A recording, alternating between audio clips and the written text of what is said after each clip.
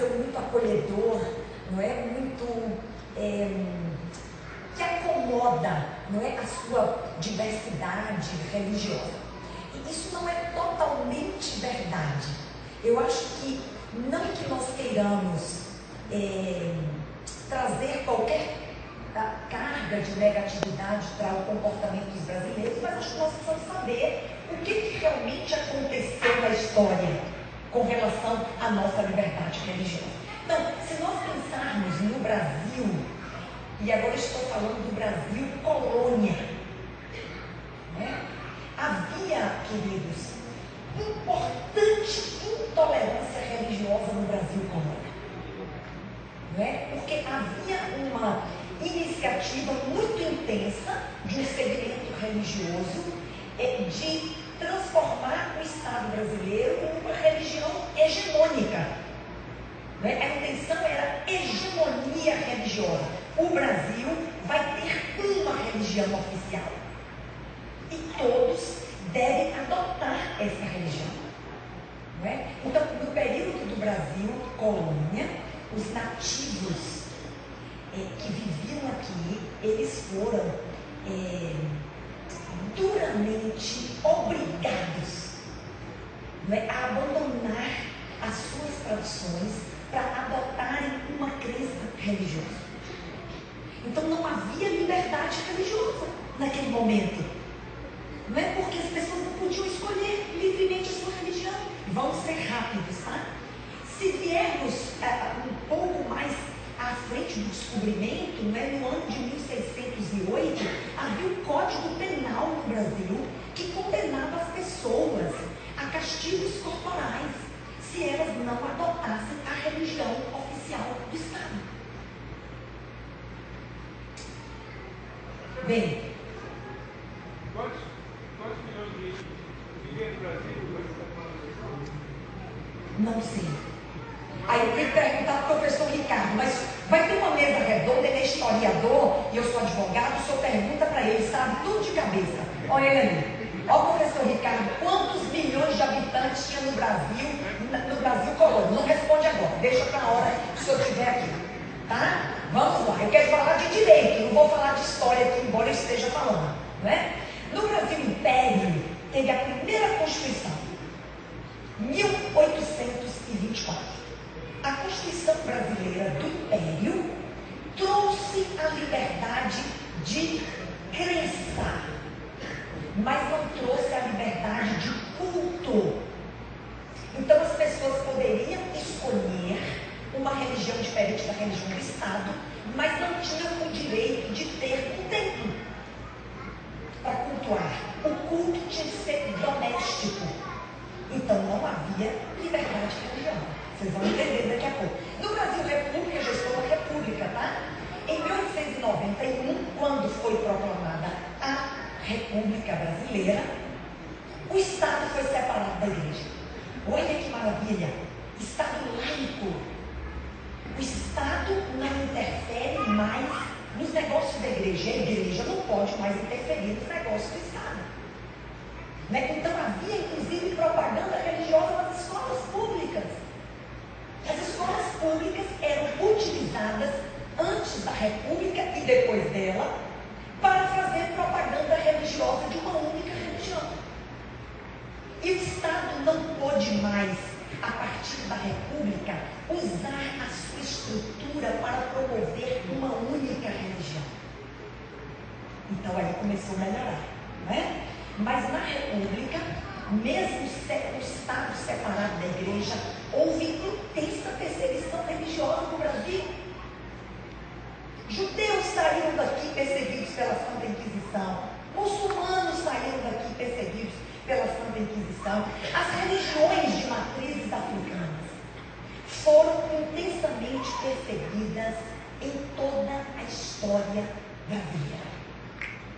Ainda hoje, 71% da perseguição religiosa no Brasil hoje está endereçada às religiões de matrizes africanas. Na República, casas publicadoras espíritas eram fechadas, terreiros eram invadidos e depredados, protestantes foram mortos no Brasil, ainda na República. Em 1946, houve um decreto presidencial para autorizar o funcionamento dos espaços religiosos de matrizes africanas. Só estou pontuando alguns marcos históricos da liberdade religiosa. Mas tivemos 7 constituições no Brasil, desde a do Império, e aí se sucederam mais 6 constituições. Todas elas, de alguma maneira, garantiram a liberdade religiosa. Nos períodos ditatoriais, as constituições foram um pouco mais restritivas, retiraram alguns direitos, mas nós chegamos na de 88, que é a nossa Constituição Federal, que, aliás, no dia 22 de setembro, cadê o professor Éder? Dia 22 de setembro completa quantos anos? 30 anos. A mais longeva Constituição brasileira, não é? E a Constituição de 1988, que é a nossa que está em vigor, lá no artigo 5º, nos incisos 6º, 7º e 8º, os 3, se fizéssemos uma síntese desses 3 incisos do artigo 5º, onde estão todos os nossos direitos fundamentais. Se a gente não conhecer nada da Constituição Federal, a gente tem que conhecer o artigo 5º, não é? Porque ele concentra todos os direitos fundamentais nossos, inclusive o de liberdade religiosa. Sabe o que diz lá? Que ninguém nesse país será privado de direitos em razão da sua crença religiosa. Isso quer dizer o quê? Que as pessoas não podem ter o direito de acesso ao trabalho restringido ou impedido por causa da religião que tem. As pessoas não podem ter restrição ao seu direito de acesso à educação em razão de sua crença religiosa. As pessoas não podem ter qualquer embaraço ao exercício de qualquer direito por causa da religião que escolheram. Mas o que nós estamos assistindo são pessoas que têm uma indumentária religiosa discriminadas em sala de aula porque usam uma veste talar. Religiosos que têm um dia de guarda, reprovados, demitidos do seu trabalho, enquanto que a Constituição, religiosos que têm uma dieta de orientação religiosa, como eu já atendi casos em São Paulo de crianças nas escolas públicas que não ingerem determinado alimento porque faz parte de uma dieta de orientação religiosa, não é? Serem obrigadas a se alimentar com aquilo que contraria a sua consciência. Religiosos que num determinado dia vestem branco, por exemplo, mas são obrigados pelos seus patrões a vestirem a roupa da escolha da empresa. Alguém pergunta, mas aí vai virar bagunça? Cada um veste o que quer, guarda o dia que quer. Queridos, não se trata disso, nós estamos falando de um direito fundamental. Nós não estamos falando de vontades individuais. Nós estamos falando de um direito fundamental, o direito de ter uma crença, o direito de ter fé. Não podemos impedir isso das pessoas. O Estado brasileiro não impede, porque ele diz que ninguém será privado de qualquer direito por causa da religião que escolheu. Está escrito na Constituição Federal. E aí, a Constituição Federal faz mais uma coisa, porque como acomodar a diversidade religiosa que está se anunciando no Brasil? Na verdade, nós, por quase toda a nossa existência brasileira, nós tínhamos e ainda temos uma maioria religiosa no Brasil. Mas o direito das minorias, ele é exatamente igual ao direito da maioria religiosa. E há uma diversidade religiosa se anunciando muito mais no Brasil, sabe por quê? Por causa dos movimentos migratórios. O mundo vive um momento de movimentos migratórios, refugiados, imigrantes vindos de outras partes, se abrigando em países com suas religiões, com suas tradições. E nós precisamos encontrar um caminho para respeitar a dignidade das pessoas. O que é dignidade? É valor. E a crença e a fé integram o meu valor. Eu não tenho um valor completo que eu desejo ter se a minha religião e a minha fé for vulnerada, for ofendida. Então, queridos, nós estamos falando de direito fundamental, é aquele sem o qual as pessoas não têm dignidade. Nós não estamos falando de uma coisa pequena. E nós já tivemos grandes embates judiciais no estado de São Paulo para dizer ao judiciário brasileiro que nós não estamos falando de um direito de pequeno potencial. Talvez estejamos falando do direito mais caro à dignidade das pessoas. As pessoas abrem mão do emprego por causa da sua fé. As pessoas abrem mão da sua escolaridade, do seu curso, da sua escola, por causa da sua fé. As pessoas abrem mão, e há aqueles que dizem, eu abro mão de tudo, só não abro mão da minha fé. Olha como a fé é importante. Agora eu quero falar uma coisa. Liberdade religiosa não é religião, tá, queridos? Eu presido uma comissão há 12 anos na Ordem dos Advogados. Fui fundadora dessa comissão também. Quando nós a criamos, os advogados pensavam que a OAB agora estava fazendo culto religioso. Não é porque quando a gente fala liberdade religiosa, a palavra religiosa parece que se destaca, como se fosse um culto. Não é culto. Liberdade religiosa é direito. Inclusive, no evento de hoje, nós não estamos prestando um culto. Nós estamos num evento de aprendizagem. O que é o direito de liberdade religiosa e como eu posso, como cidadão, como religioso, como cristão ou outra tradição religiosa, como eu posso contribuir na sociedade em que eu vivo para garantir o meu e o do outro. Porque o dia que eu negar o direito de liberdade religiosa de alguém que pensa diferente de mim, eu estou perdendo o meu próprio direito. Essa é a compreensão que nós temos que ter. Agora eu quero finalizar dizendo o seguinte, eu falei que liberdade religiosa não é religião. Liberdade religiosa é direito. E como direito pertence a quem? A todos. Então, esse direito, ele tem 3 dimensões. Sem uma dessas dimensões, não há que se falar em liberdade religiosa. A primeira dimensão é uma dimensão subjetiva. É o direito que eu tenho de escolher livremente. Essa escolha não pode ser embaraçada, impedida por quem quer que seja. Eu sou livre para escolher a minha religião. A segunda dimensão é uma dimensão social. Essa aí complica um pouco, né? Porque enquanto está na dimensão subjetiva, quem pode interferir na minha consciência? Ninguém. É um campo muito privado, né? Há um psicólogo que sobreviveu a um campo de concentração nazista e ele fala o seguinte, Viktor Frankl: tudo pode ser tirado de um homem, menos uma coisa: a sua condição de escolher o seu próprio caminho. Isso ninguém pode tirar. Agora, a dimensão social da liberdade religiosa é o direito de divulgação. Há países do mundo, pelo menos 30 deles, onde a dimensão social da liberdade religiosa está impedida. As pessoas não podem dizer o que creem. Precisam esconder. Aqui no Brasil, nós temos o direito legal de divulgação da fé. Então eu posso divulgar a minha religião para quem eu quero e da forma que eu quero.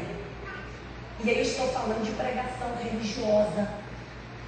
Agora, a divulgação não pode constranger as pessoas, não é? Quando você vai fazer uma pregação religiosa ou você vai falar da sua fé publicamente ou de porta em porta, e eu conheço religiosos que saem de porta em porta. Bate na porta, tem direito de fazer isso? Tem, só não tem direito de bater a casa do indivíduo. E se o indivíduo disser, eu não quero ouvir, muito obrigado, até logo. Você não pode constranger ninguém, não pode obrigar ninguém a ouvir sobre a sua fé. Tá bom? Mas nós temos o direito de divulgação, qualquer crença religiosa. A diferença é que a divulgação em locais públicos é uma coisa e em locais privados é outra. Eu não posso utilizar um local público fechado para fazer uma pregação religiosa. Não é porque há pessoas que estão ali e algumas pagaram para estar, como no vagão de metrô, e elas não podem ser obrigadas a ouvir no local público que elas pagaram para estar. Agora, numa praça pública, se alguém quiser fazer uma pregação religiosa aqui numa praça em Peruíbe, pode? Pode. Pode. Quem não quiser ouvir, passa e vai embora. Ninguém está obrigando. Eu posso ficar sozinha fazendo uma pregação. Agora, o direito de liberdade religiosa não pode violar ordem pública. Não é? Qualquer iniciativa de natureza religiosa que esteja perturbando a ordem, o Estado não vai admitir. Também não vai admitir perturbação da segurança pública. Também não vai permitir violação de saúde pública. E eu conto rapidinho a história. Tem uma religião no país que se chama Rastafari, vou acabar agora, que se chama Rastafari. E um líder religioso, isso foi noticiado em todas as mídias, não é segredo, foi condenado, acho que 12 anos de prisão, porque ele plantava maconha no quintal para utilizar a substância do culto religioso. Ele foi denunciado, o advogado alegou que ele estava exercendo a sua liberdade religiosa. O Estado não acatou o argumento, porque essa substância no Brasil é uma substância ilícita. Não pode ser utilizada nem fora e nem dentro de um culto religioso. Não é? Então, veja, o Estado brasileiro considera essa substância prejudicial à saúde dos seus cidadãos. Então, ela não pode ser utilizada no culto religioso sob a bandeira da liberdade religiosa. Não é? Ele foi preso e condenado. E também não pode violar outros direitos fundamentais que já foram garantidos. Então, eu já tenho um direito garantido e a crença religiosa quer impor a mim o direito dela sobre o meu direito fundamental já garantido. Então, não é um direito ilimitado de liberdade religiosa, encontra limites.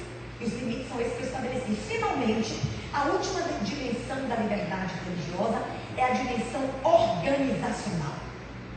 Subjetiva, eu escolho. Social, eu divulgo.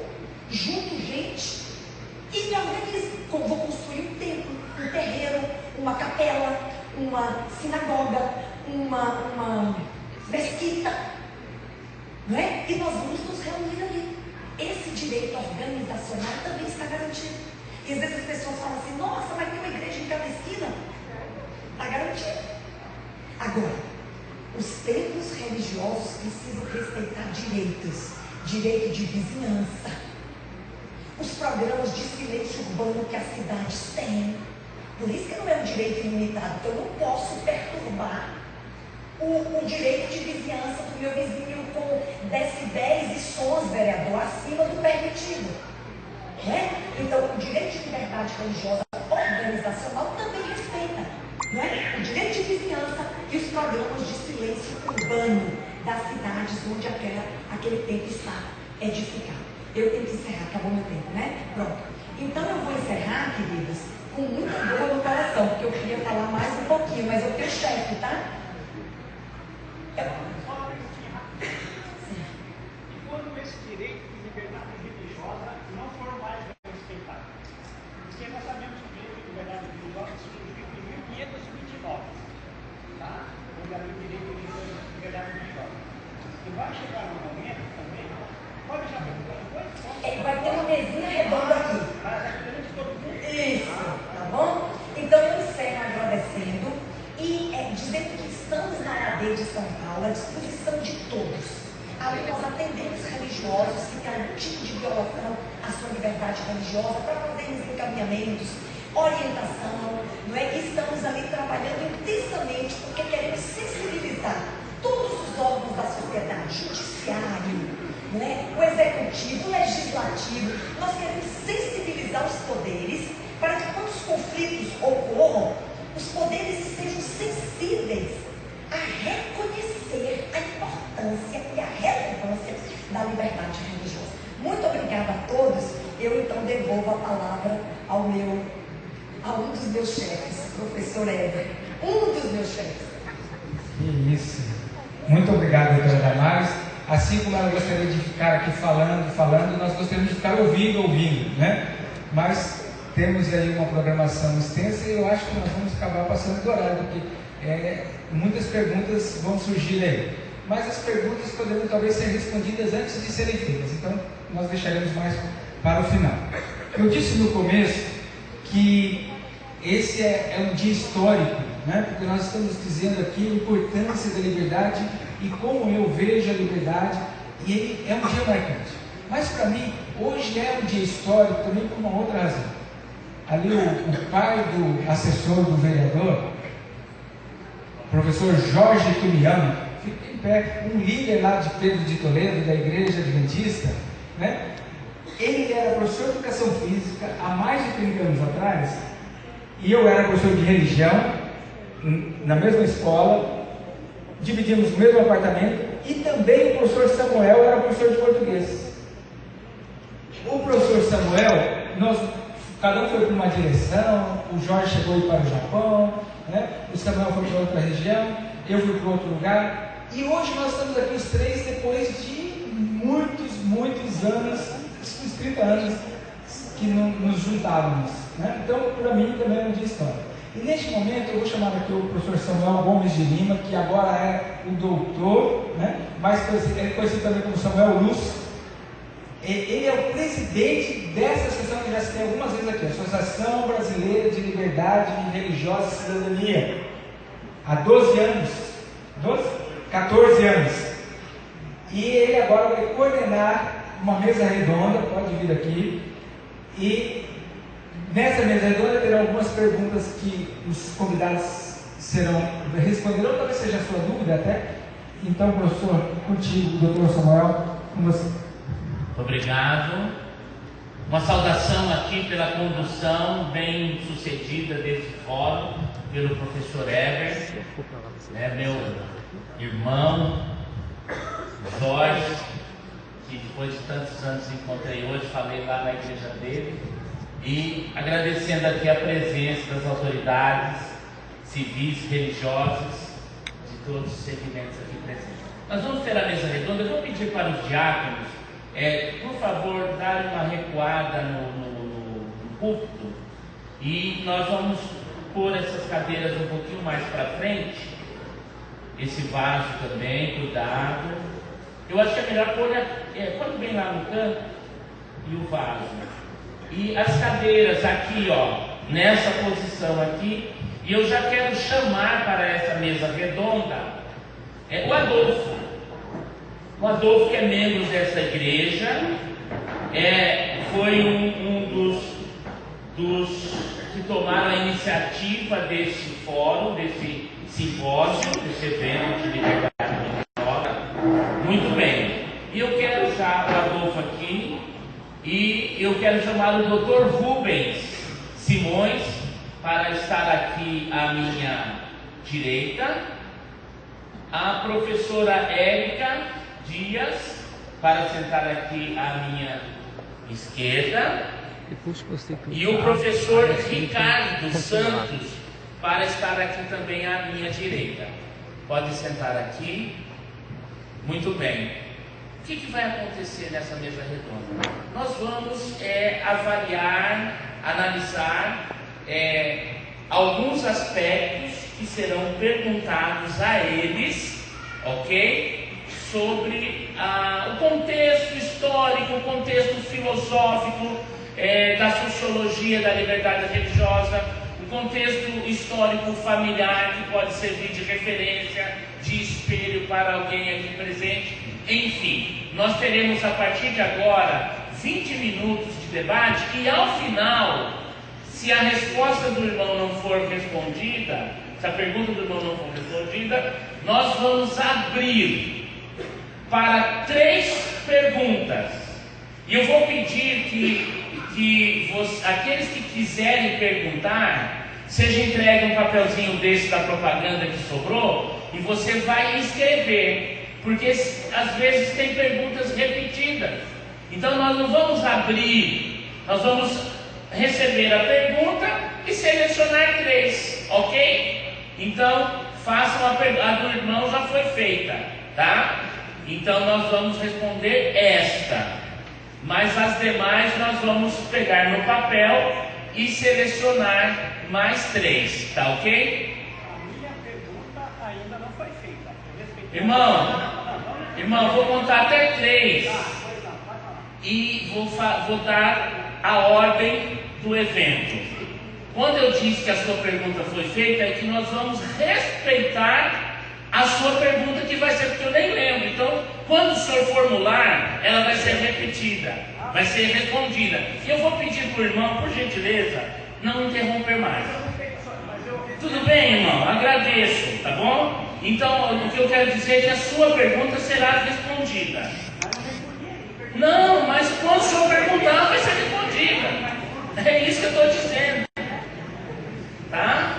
Então, por gentileza, nós gostaríamos muito que as perguntas fossem feitas por escrito, porque fica difícil, num auditório com 300 pessoas, a gente responder assim, dessa forma. Então a gente respeita o irmão, vamos responder, mas vamos ter um critério. O critério é: escreve a pergunta que ela será avaliada. Você pode escrever também, irmão, porque daí fica mais fácil da gente entender, tá bom? Muito bem, queridos. Há um apoio desse público, desta assembleia, para que seja assim? Se houver um apoio, levante a mão. Muito obrigado. Ok? Então, eu quero fazer aqui a primeira pergunta. Antes, porém, eu quero dizer o seguinte: a doutora Damares falou muito bem que a liberdade religiosa não defende a tese religiosa, mas defende o direito, correto? Quero perguntar, então, antes de prosseguir: o direito dos evangélicos pentecostais é maior, é menor ou é igual ao direito dos adventistas que estão aqui reunidos?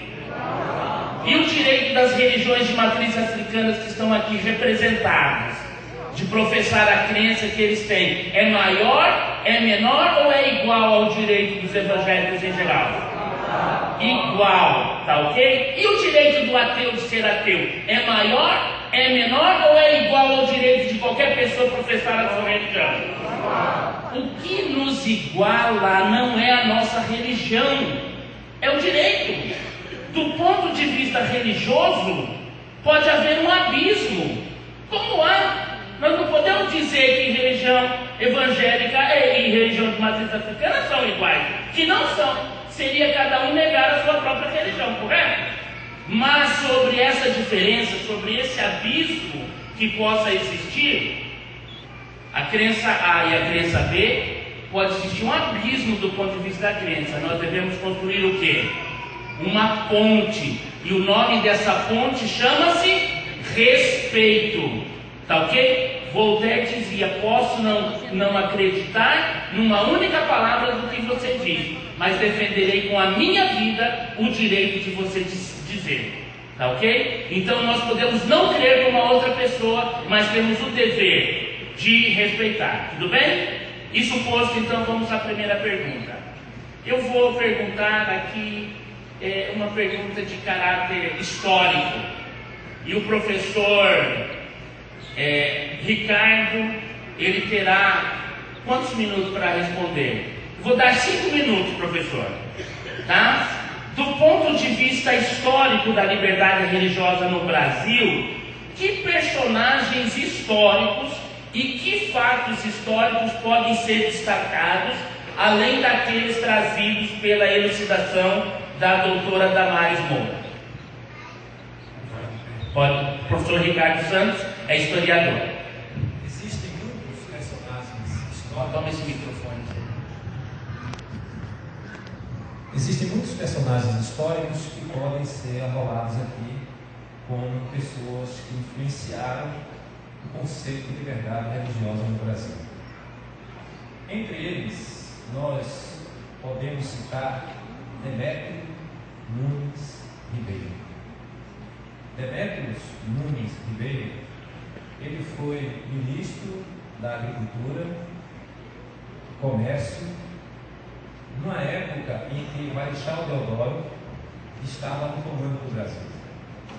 Alguns chamam do período provisório, porque os militares estavam ali organizando a República. E ele foi chamado em 7 de dezembro de 1889.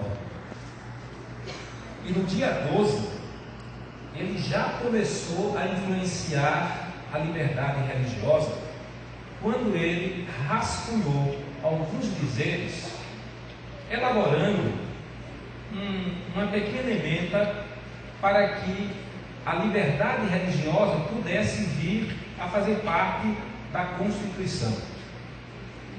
No dia 12 de janeiro, ele influenciou diretamente a separação entre igreja e Estado. Ele influenciou para que a igreja ela pudesse se separar oficialmente do Estado. Mas, pouco tempo depois, ele deixou o ministério porque ele teve algumas desavenças com um outro ministério e por isso ele saiu do governo. Mas ele não saiu sem antes deixar essa contribuição. Um outro personagem que nós podemos citar, que influenciou muito a liberdade religiosa, aí nós daríamos um salto para o século XX. Em 1946, um personagem da história chamado Jorge Amado, baiano, conterrâneo aqui da doutora Damares, ele foi um político atuante. Ele assinou mais de 15 projetos. Entre esses 15 projetos, tem um destaque especial. Ele era ligado ao culto afro. E naquela época, as matrizes africanas não tinham nenhum direito de realizar seus cultos publicamente, assim como outros segmentos religiosos que já estavam aqui no Brasil. E por causa dessa afinidade, Jorge Amado tomou as dores e ele disse: olha, nós vamos fazer um projeto. Ele era do PCB, Partido Comunista. Só que o Partido Comunista não apoiou. E ele então, ele fez um projeto com viés de intelectuais. Ele falou com o príncipe dos biógrafos, Luiz Viana, que é um homem muito influente, e ele teve o apoio. Depois ele falou com Gilberto Freire, que em 1933 já tinha publicado Casa Grande e Senzala. Em 1946 ele já tinha reconhecimento internacional. Esses dois personagens endossou o projeto dele, e isso fez com que esse projeto pudesse tramitar tranquilamente, porque teve o apoio popular. Foi esse projeto que em 1988 deu base para que ele entrasse definitivamente na Constituição. Eu destaco, portanto, esses dois personagens. Aproveitando um minutinho para falar dos índios, o irmão fez a pergunta.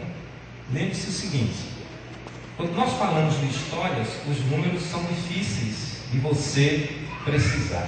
Por exemplo, quando você fala do Egito, você abre os livros, você vê datas lá precisas, quando começou e quando terminou. Mas Cíntia Alfieri Gama, egiptóloga, que em 2008 estava fazendo escavações no Vale dos Reis, em uma palestra na ULISA, no curso de pós-graduação de arqueologia, eu estou falando de 2008, ela disse: nós não sabemos ainda quantos faraós tem no Egito. Ora, se não sabemos quantos faraós tem, não sabemos quantas dinastias existiram. Como é que os livros dão datas precisas? É porque essas datas é para que a gente entenda um pouco a cultura daquela época, mas não são datas precisas. Por isso, é muito difícil você precisar as coisas. Se você for imaginar o nosso linha do tempo histórico, em 1851, na Escócia, a Inglaterra liderou um movimento, reuniu os países que queriam a Revolução Industrial e disse: vamos influenciar as pessoas a olharem para as outras diferentes. Em 1851, eles criaram o ano 4000 a.C. e disseram: a partir de hoje existe pré-história e história. Porque quando as pessoas começaram a olhar a outra como sendo inferior e não civilizada, eles agora tinham um argumento para dizer: podemos agora levar a civilização para a África e para a Ásia, e podemos dizer ao povo que eles não são civilizados. Mas eles queriam o quê? Simplesmente tirar as riquezas de lá. Então veja, aquilo que a gente vê nem sempre é. Mas um assessor aqui deu prontamente dizendo: olha, foram mais de 3 milhões de índios que estavam no período colônia. Mas eu posso dizer que foi mais de 4 milhões de índios que haviam aqui na colônia. Sim. Em relação a essa fonte que eu teve acesso. Muito obrigado. Muito bem, uma saudação aqui para o nosso historiador.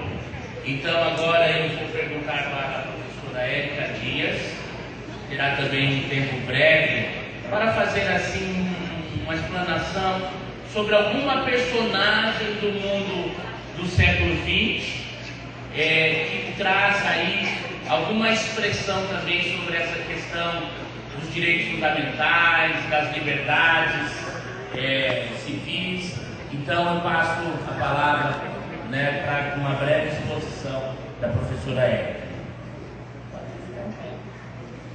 Boa tarde a todos. Boa tarde. Como a doutora Damares bem disse, liberdade hoje é um direito previsto na lei.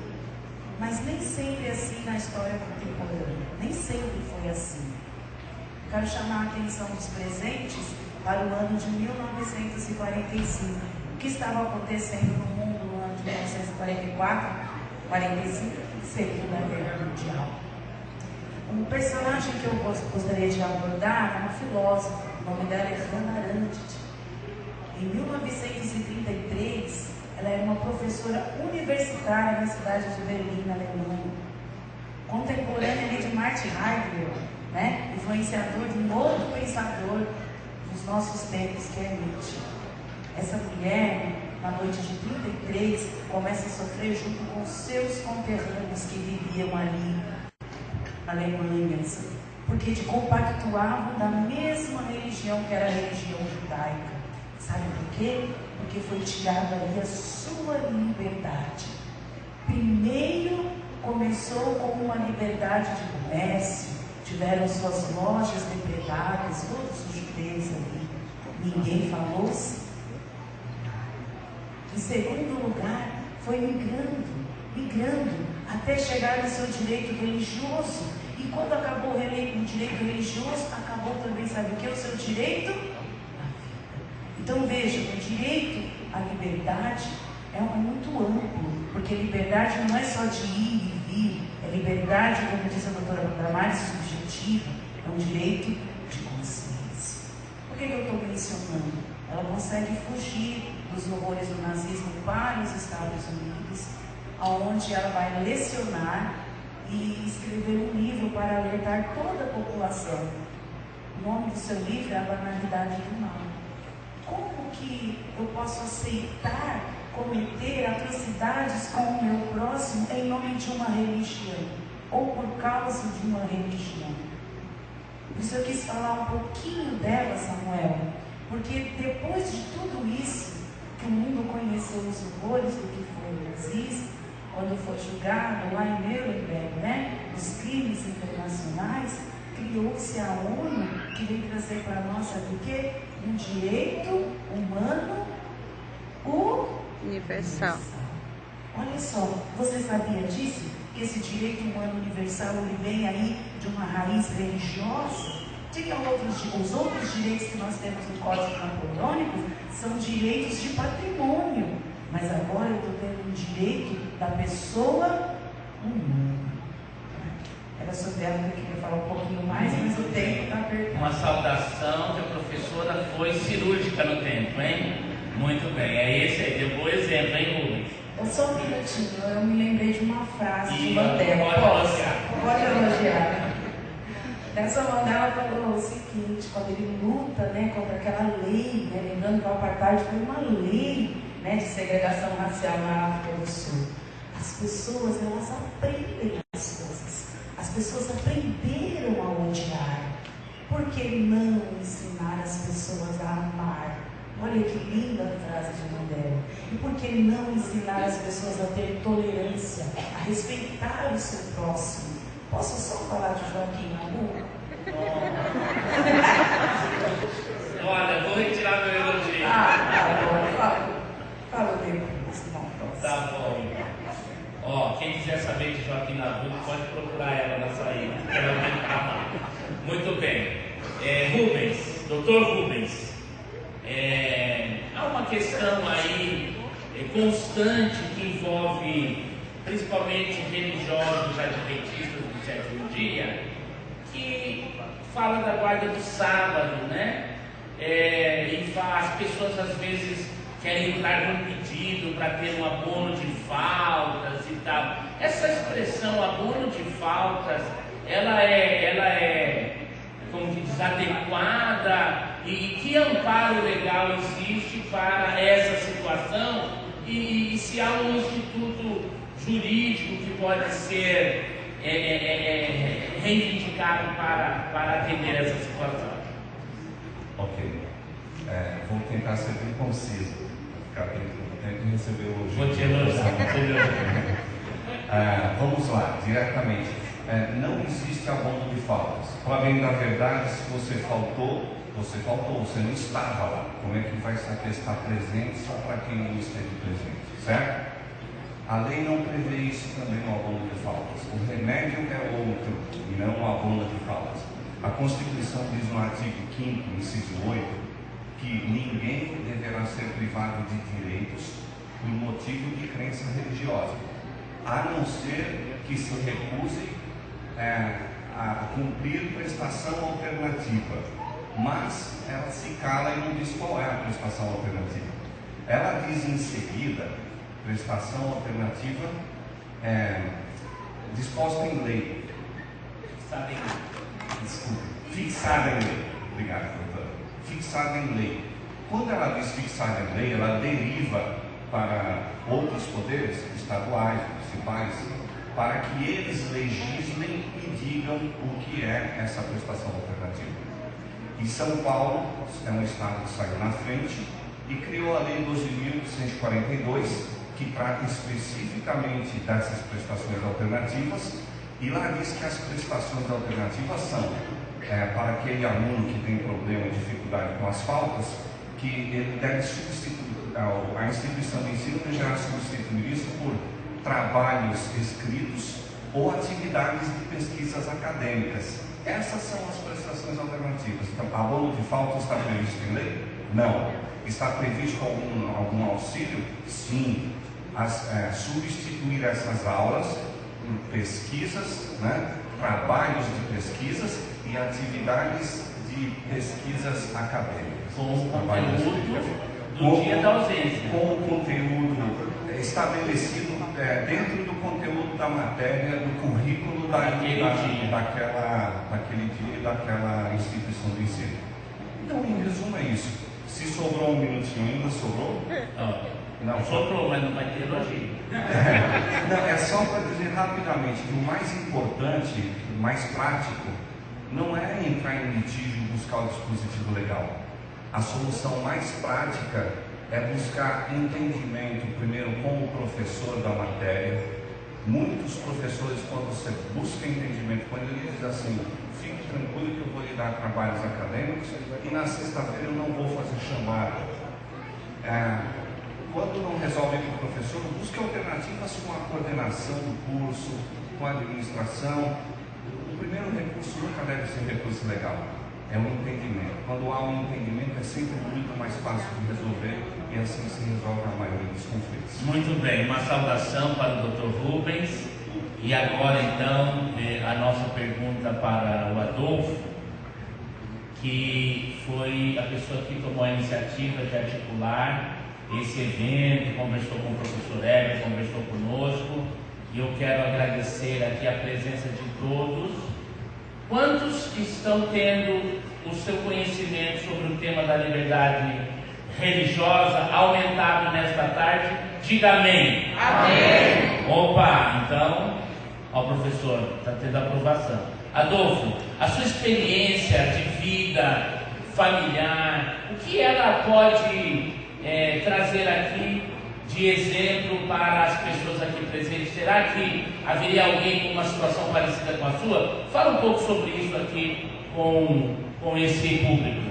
Primeiro que eu não sou professor, eu vou ter que fazer um resumão, como diz a história. Você vai fazer uma síntese. Na realidade, eu tenho descendência indígena, pode não parecer, mas o meu bisavô foi tirado da tribo Caigangue, lá na divisa com o Paraguai, para ir na Guerra do Paraguai, teve que guerrear na Guerra do Paraguai contra a vontade dele, ir para outra religião que não era dele, até a minha avó materna era índia pura. Aí a minha mãe é misturada já com português, que é o Moraes, eu sou Adolfo de Moraes Baldini, meu pai é italiano. Em casa nós sempre tivemos a diversidade como um tema dentro do lar. Minha mãe era espírita kardecista, fundou todos os centros espíritas de Peruíbe. O meu pai, ele foi denominacional da Assembleia de Deus, depois ele saiu, e quando ele casou com minha mãe, ele não estava seguindo nenhuma crença, voltou a ser católico. Aí, quando eu nasci, a gente foi batizado na igreja católica. Meu pai quis que a minha mãe fosse fazer casamento na igreja católica, para que nós pudéssemos ser batizados. Então, aí depois a gente eu frequentava a igreja católica, ia no culto com a minha mãe na espírita, mas crescendo, daí depois eu fui para outras denominações.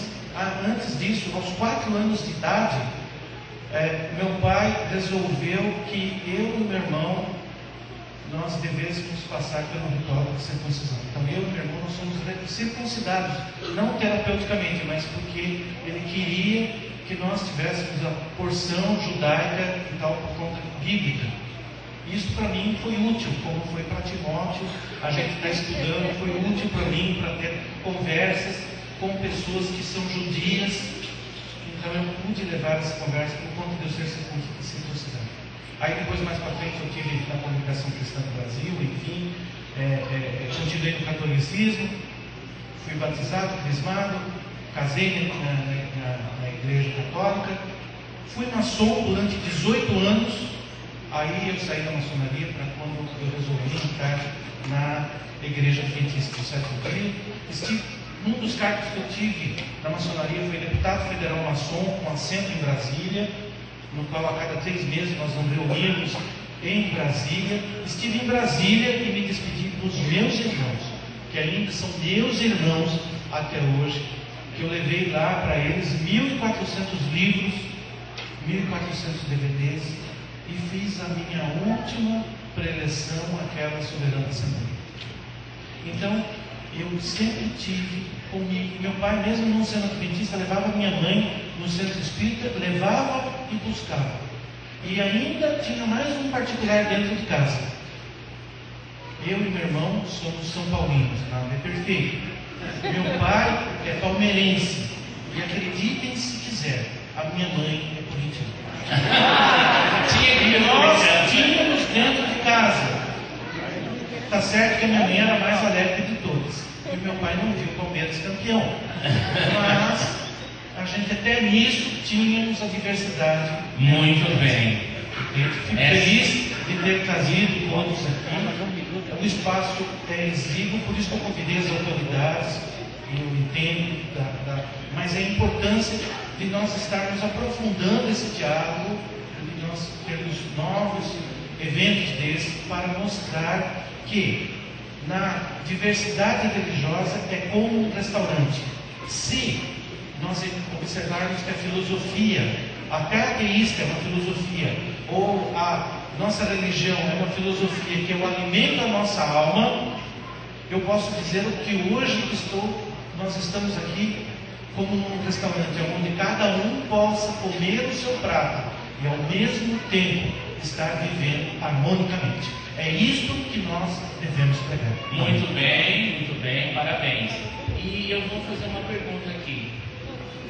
Nós deixamos de amar o ente querido porque ele não comunga da mesma religião nossa? Não, né? Então, o amor, como o Dr. Coimbra bem disse, deve ser a tônica. Então as perguntas estão sendo selecionadas aqui. Eu vou chamar o irmão. Vem cá, irmão. Como que é o nome do senhor? O senhor. Vem, irmão Antônio, pode vir aqui.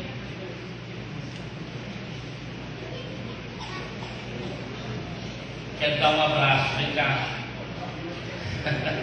Desculpa se eu fui rude com você na minha maneira de ver, tá? Ó, ele pode tirar uma foto aqui, que eu sou amigo e irmão dele, tá? Para que fique bem provado aqui. Olha lá, vamos. Espera aí. Ali, ó, tem até pedestal aqui. Muito bem. Aqui agora, olha ali. Irmão Antônio Dias, tudo bem? Faça a sua pergunta aqui no microfone. Eu fiquei meio constrangido. Só digo uma coisa aos irmãos. Em Abraão seria abençoada todas as famílias da terra. Amém. Mas essa liberdade de consciência religiosa, com o passar do tempo, não será mais respeitada. Muito bom isso aqui, tem que haver assim um despertar em nós, temos que levar essa mensagem, como o pastor falou, amar a todas as pessoas. Gostei da explanação do doutor advogado Coimbra aqui. Deus amou o mundo de tal maneira que ele deu o seu único filho, mas para todo aquele que nele crê não pereça, mas tenha a vida eterna. Nós sabemos que cada entidade representa ali a sua igreja, representa ali a sua fé, certo? Representa a sua fé. Mas existe existem entidades que nós devemos respeitar. Deus tem povo dele espalhado em todos os lugares. E tem uma mensagem para este povo. Mas existe uma entidade que sabe ler o futuro. E ela sabe a hora de dar o golpe. Nós sabemos também que existe uma influência, que houve uma batalha, e essa influência também existe dois lados, guerreando e terminando. Eu sei, na verdade. Tá ok. Eu sei. Mas o que acontece, irmãos? Nós, como povo de Deus, assim como eles estão falando aqui de liberdade religiosa, mas a igreja também tem que estar um pouco preparada na hora certa para ali defender o seu tempo. Qual era a pergunta que o senhor ia fazer? Eu quero responder a pergunta. O senhor está fazendo uma explanação. Vou fazer a pergunta. Quando essa liberdade religiosa não for mais respeitada, qual deve ser a sua decisão como líder que tem que levar este povo a uma coisa? Muito embora está falando jurídico, mas você não deixa de fazer parte dessa entidade religiosa aqui. Quando essa liberdade não for mais respeitada, como será a sua atitude como um Daniel, eu como amigo talvez um José? Como será a sua atitude? O que você passaria para o seu povo aqui que você representa? Muito obrigado. Pode sentar, irmão. Eu entendi a preocupação e a inquietação do irmão, tá? Porque nós temos, como igreja, questões internas e questões externas que envolvem a liberdade religiosa. Não é verdade? Eu vou responder o irmão com um exemplo dos 3 jovens hebreus na Babilônia, que a liberdade tem um preço. Não é verdade? A liberdade tem um preço. E aqueles jovens, eles foram desafiados a adorar uma estátua que representava um Deus que não era o Deus que eles acreditavam. Não é isso, irmão? Pode abrir lá em Daniel 2, que está lá a história da estátua. 3, né? Desculpa. Daniel, bateu na trave. Daniel 3. E aí o que aconteceu? Os jovens não se ajoelharam para adorar a estátua. E o que aconteceu? Mas antes de serem lançados na fornalha, foi perguntado para eles: olha, e se o Deus de vocês não livrar vocês do fogo da fornalha? O que eles disseram? Fica sabendo, ó rei, que nós não nos curvaremos diante da estátua, e mesmo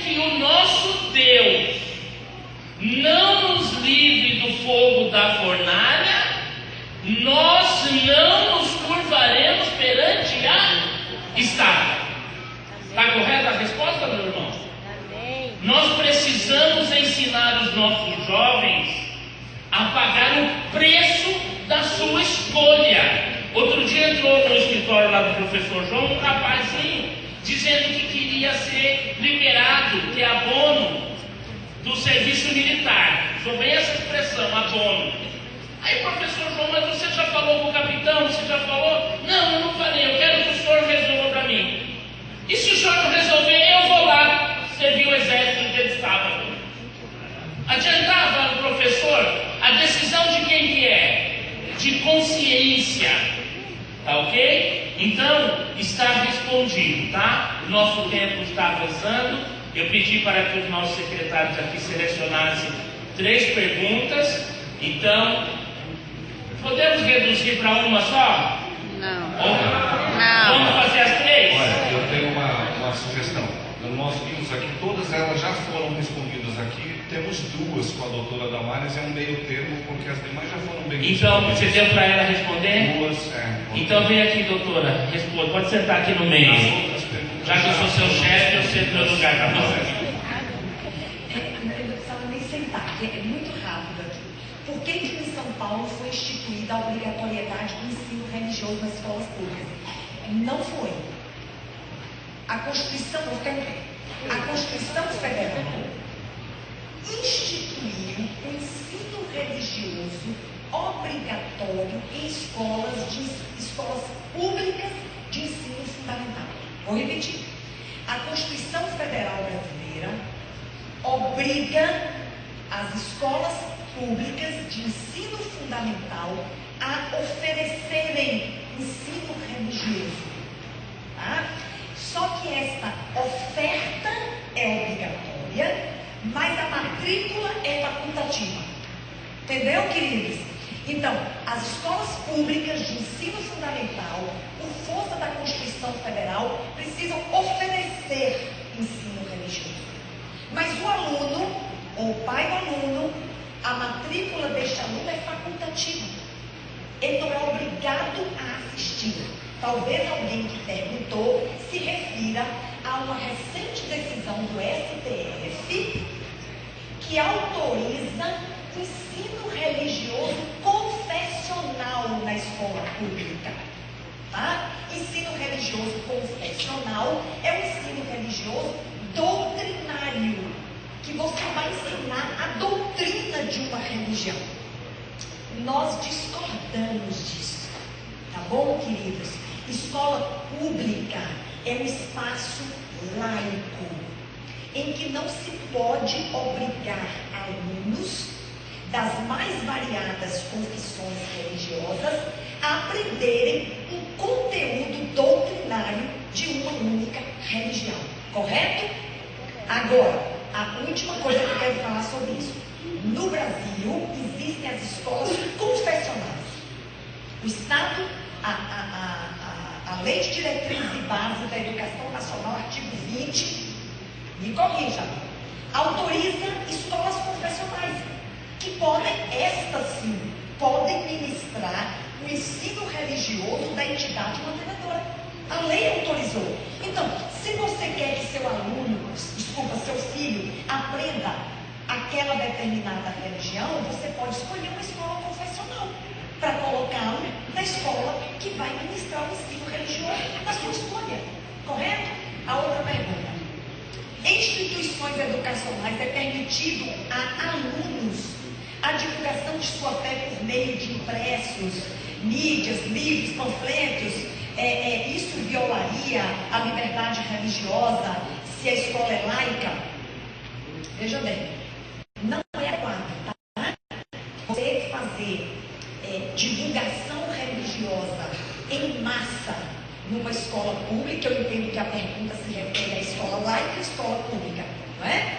Então, não é adequado você fazer um trabalho de distribuição de literatura religiosa numa escola laica. Não há nada na lei que proíba isto. Inclusive, eu vou contemporizar no relacionamento interpessoal. Eu tenho meus colegas de classe, que são meus amigos. Não é? Se eles têm interesse, não é? Na minha confissão religiosa, não vejo nenhum impedimento que eu divulgue. Eu tenho sim, vou lhe dar uma revista, vou lhe dar uma literatura, vou lhe dar. Agora, fazer uma promoção em massa, não é? Intencional, com distribuição de literatura para toda a escola, laica, não me parece adequado diante do direito de liberdade religiosa. Mas tudo aquilo, numa democracia, vamos lá, numa democracia e num Estado de direito, tudo aquilo que as pessoas concordam, eu defendo que não pode ser proibido. Ok, queridos? Numa democracia, se todo mundo concorda, está todo mundo no vagão de metrô, que é um espaço público fechado. A rigor, não se pode fazer um culto religioso ali de uma confissão.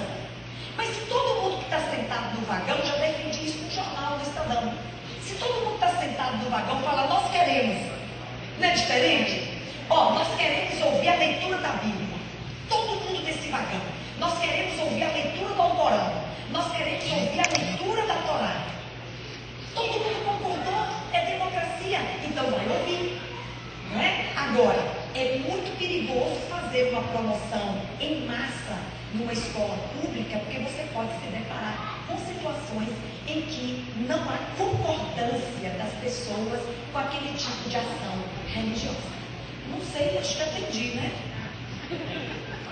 Se o trem for descarrilar, e todo mundo vai concordar em fazer tudo. Samuel, nós vamos deixar o sorteio, nós temos aqui 40 CDs, mas vamos aproveitar que você está aqui e já fazer aquela outra parte, ok? Então eu agradeço aqui. Tem alguém que não preencheu para concorrer aqui no sorteio, não entregou o papel? Aqui, pode recolher aí daí, tá? Que vai ser daqui a pouco. Muito bem. Ali do outro lado também.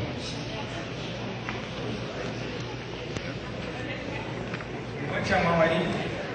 Obrigado. Fica com a mão levantada que ele vai passar a recolher. Enquanto isso, o Samuel vai fazer uma outra parte. Deixa eu desligar aqui.